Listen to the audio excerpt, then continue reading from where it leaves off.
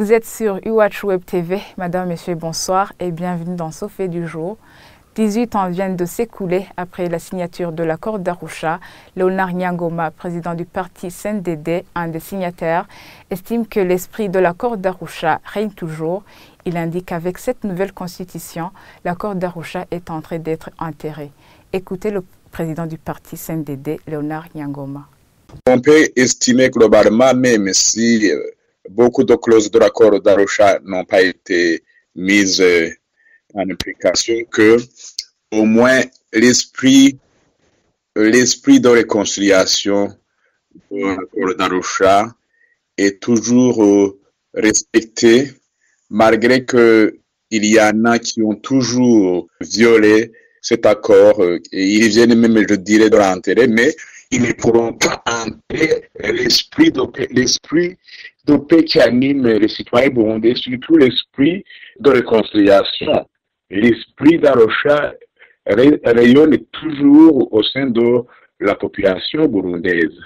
Mais le président Nkurunziza, lors de la promulgation de la nouvelle constitution, a salué l'accord d'Arusha. Il a affirmé que cet accord a permis d'engendrer la nouvelle constitution.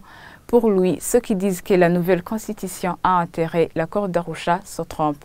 Suivez le président de la République, Pierre Nkurunziza. Amasezerano y'Arusha yarakuze aravyara nawe yazingamye yarakuze. L'accord d'Arusha a abouti à des résultats. Il a été très utile, même si cela n'a pas été ainsi durant les premières années de sa signature.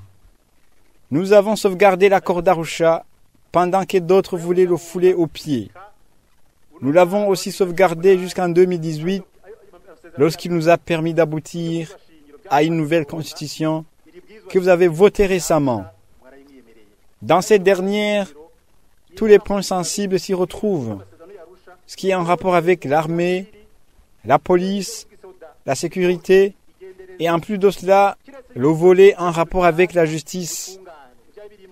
Cela nous aidera aussi à démontrer qu'il y a la bonne gouvernance dans différentes institutions, telles que c'était inscrit dans la Constitution de 2005.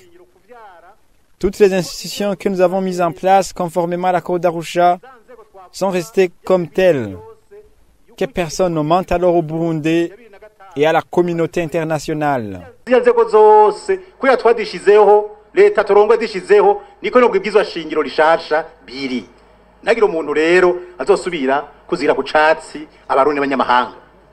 Quant au président du parti Iprona, il affirme que l'accord d'Arusha a apporté de bénéfices au Burundi, dont la stabilité du pays. Selon Abel Gachati, même cette nouvelle constitution s'inscrit dans la continuité de l'accord d'Arusha. Je vous propose de le suivre. Cet accord a permis la stabilité dans notre pays depuis plus de 15 ans. Donc, j'ose dire que même aujourd'hui, cet accord, l'esprit de l'accord d'Arusha est là et il est respecté. Car ce que prône l'accord d'Arusha, c'est ce qui guide aujourd'hui les dirigeants dans la mise en place des institutions.